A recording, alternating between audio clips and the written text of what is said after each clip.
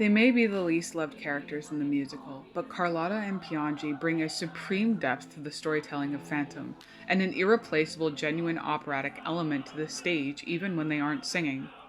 Of course, both of the actors have to be classically trained in opera in order to perform the parts which are obviously written for that purpose, which really sets the music apart from a vast majority of any other musical on or off Broadway.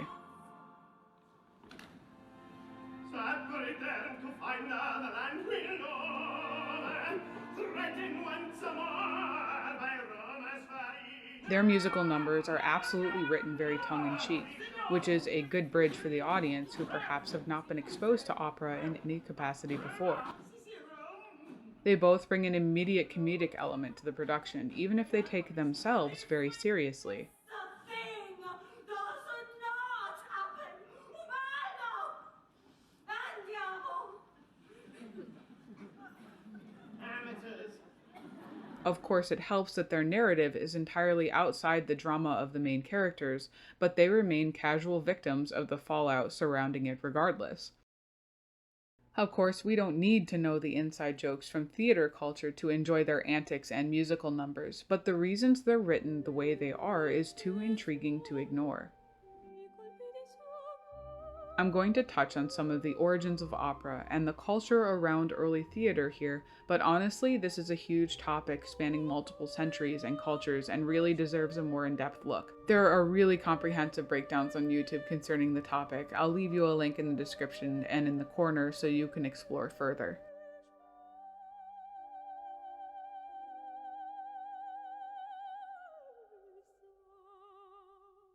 In my 3-part video about the origins of Phantom, I find consistent links to the ancient past, specifically Greek mythology, and even here in the depths of the logistics of the production, our breadcrumb trail continues.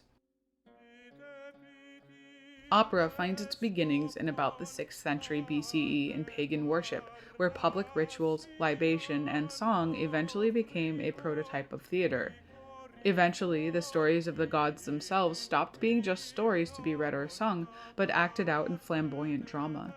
The first individual credited with this concept was a man named Thespis, the origin of our word thespian.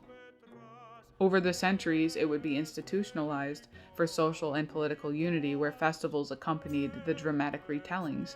And it became a massive cultural phenomenon uniting not only the worshipper to their otherworldly entities, but the ruling class with the commoner. In these days, the dramas were 4-part works.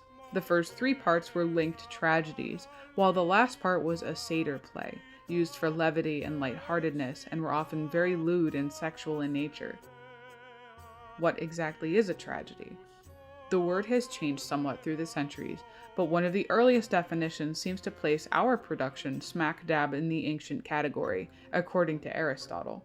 Tragedy is, then, an enactment of a deed that is important and complete, and of a certain magnitude, by means of language enriched with ornaments, each used separately in the different parts of the play. It is enacted, not merely recited, and through pity and fear, it effects relief or catharsis to such and similar emotions.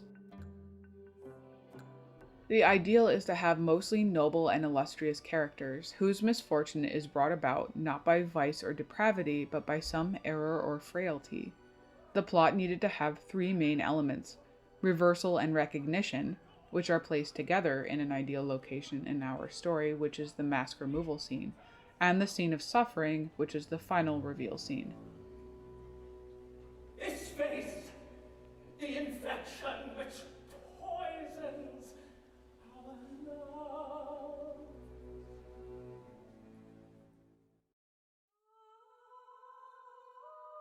During this period, theater design was developed and settled in a similar place to what we have today. There's a curved or angled seating place for the audience, a flat area for the chorus to sing and dance, and an elevated stage where the actors performed, with structures placed directly behind as changing rooms. Additionally, there was a place on top of the entire stage where an actor playing the deity inside the story could descend to the stage and then ascend back into the hidden heights.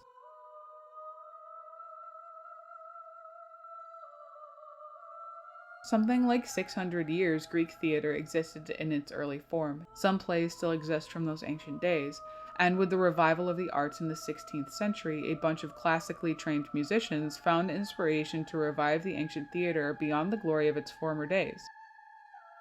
The fledgling genre of opera found its beginnings in royal courts and aristocratic gatherings, and then finally in the public sphere.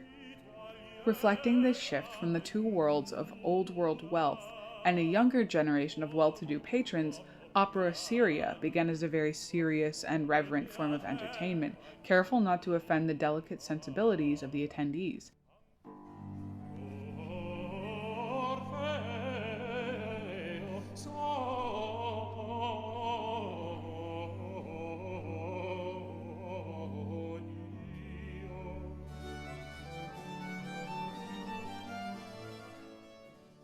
However, gradually, the era reflected a returning theme once found in the ancient theatrics, of mixing comedy and some crassness with tragedy in opera buffa.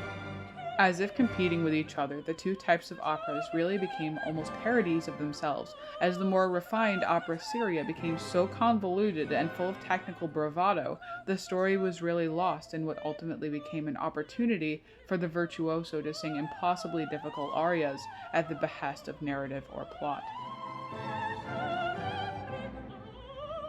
10 minutes of ghastly scales of paint tubes whizzing up and down like fireworks at a fairground.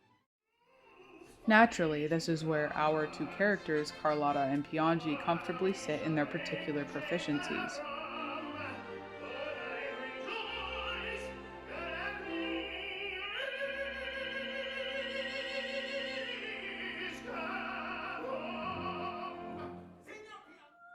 Their vocal skill and self-importance really reflects not only the friction they have with their fellow cast members, but they personify the cultural friction between the self-important opera seria and the more playful opera buffa they are obligated to perform at the Paris Opera.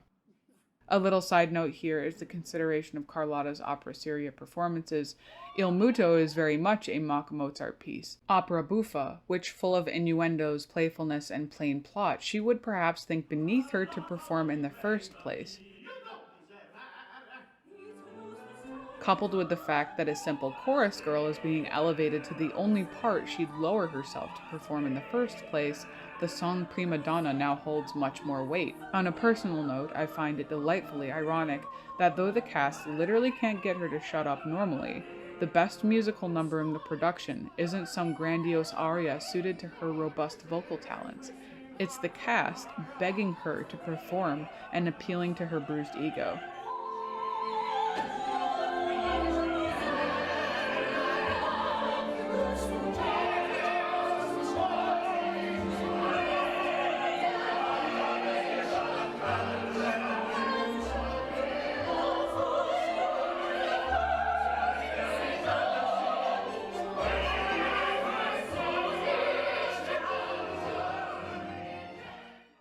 Lead role actors were infamous for their insistence on flashy, magnificent costumes.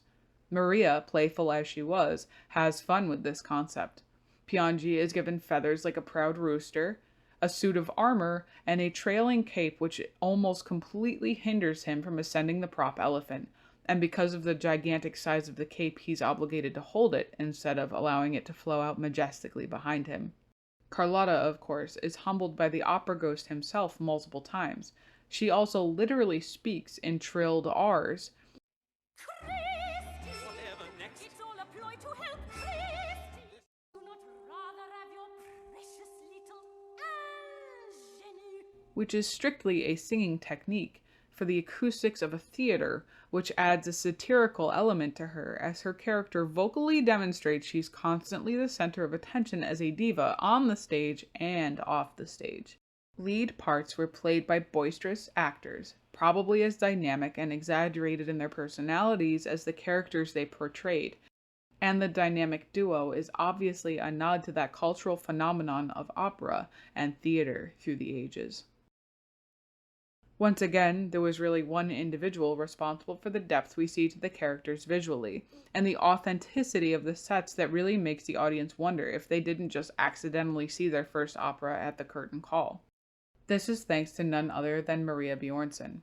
In her tragically short career of 30 years, she designed over 120 productions, mostly for ballet and opera, and exceeded her contemporaries in scope and quality. In 1990, her fellow stage designers designated her the designer's designer for the London Observer, and for those with a careful eye and love for the study of this amazing multifaceted creation, the detail, mystery, and depth really is never ending. The entry of the gods into Valhalla. A little anemic without the orchestra.